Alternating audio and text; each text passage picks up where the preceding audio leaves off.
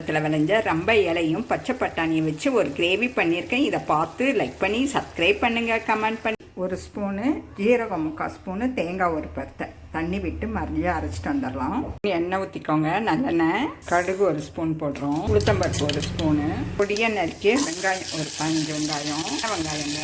கொத்து கருவேப்பிலை மாடி தோட்டத்தில் விளைஞ்சது. மாடி தோட்டத்தில் விளைஞ்ச ரொம்ப இலை கொஞ்சம் போட்டுக்கிறேன். மாடி தோட்டத்தில் விளைஞ்ச புதினா கொஞ்சம். எல்லாத்தையும் ஒரு பொன்னிறமாக வதக்கிக்கலாம். ஒரு துண்டு இஞ்சி, கொஞ்சம் 10 பல்லு பூண்டு நல்லா தட்டிக்கலாம். இப்போ அதில் போட்டுக்கலாம். பச்சை வாசனை போகிற அளவுக்கு வதக்கிக்கலாம். ஒரு கப்பு பச்சை பட்டாணி போட்டிருக்கேங்க. பட்டாணினா உரிக்காத பட்டாணி கடையிலேருந்து வாங்கிட்டு வந்து அதை உரித்து போட்டிருக்கேன். ஒரு 5 நிமிஷம் வதக்கிக்கலாம். தக்காளி ஒன்று போட்டுக்கிறோம். பழுத்த தக்காளி, சின்ன தக்காளியாக. அதோடு சேர்த்து கொஞ்சம் கல்லுப்பு போட்டுக்கலாம். எல்லாத்தையும் சேர்த்து ஒரு 5 நிமிஷம் வதக்கிக்கலாம். மிளகாத்தூள் ஒரு ஸ்பூன் போட்டுக்கிறோம். மஞ்சத்தூள் ஒரு 1/2 ஸ்பூனு. கரம் மசாலா ஒரு 1/4 ஸ்பூன். எல்லாத்தையும் ஒரு 5 நிமிஷம் வதக்கிக்கலாம். ஒரு 5 நிமிஷம் வாங்கிக்கலாம். 5 நிமிஷத்துலேருந்து ஒரு 10 நிமிஷம் நல்லா வதக்கிக்கலாம்.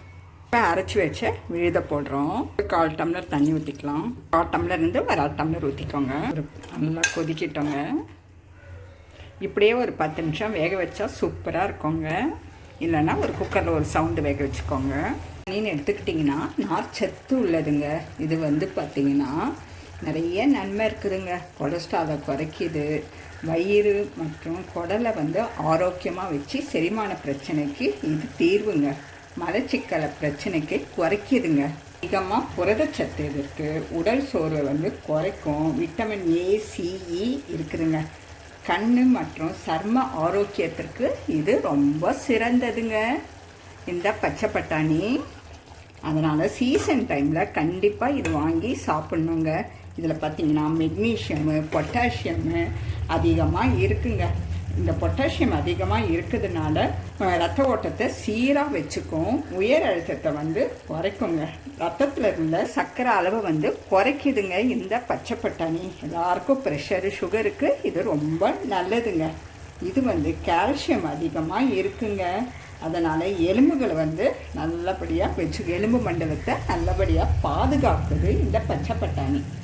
இது பார்த்திங்கன்னா வயிற்றில் இருக்கிற புற்றுநோயை அப்புறம் பார்த்திங்கன்னா தடுக்குது. அது தவிர உடலில் வயிற்றில் இருக்கிற புற்றுநோயை தடுக்குதுங்க. உடல் எதையை இருக்கிறவங்க இதை சாப்பிட்டால் இது குறையுங்க. ஏன்னா கெட்ட கொலஸ்ட்ராலை குறைக்குது. மூளை செயல்பாடை நல்லபடியாக வச்சுக்கோங்க. மன அமைதி, மன அழுத்தத்துக்கு இது ரொம்ப நல்லதுங்க. பெண்கள் இதை சாப்பிட்டானா வளரும் குழந்தைங்க வளர்ச்சியாக வளருங்க. இந்த பச்சை பட்டாணி இவ்வளோ நன்மை இருக்குங்க. மறுபடி கொஞ்சம் தூவுறேன். எல்லாத்தையும் கிண்டி விட்டுக்கலாம். ஒரு 2 நிமிஷம். சூப்பரான ரொம்ப பட்டாணியை வச்சு நான் ஒரு கிரேவி பண்ணியிருக்கேங்க. டீ, தோசை, இட்லி, தயிர் சாதம், ரசம் சாதம் இதுக்கெல்லாம் சூட்டபிளாக இருக்குங்க. அவ்வளோ அருமையாக இருக்கும். பார்த்தீங்கன்னா எங்கள் மாடி தோட்டத்தில் விளைஞ்ச பீர்க்கான்ங்க கூட்டு பண்ணியிருக்கேன். சூட்டபிளாங்க. தேங்க்யூ.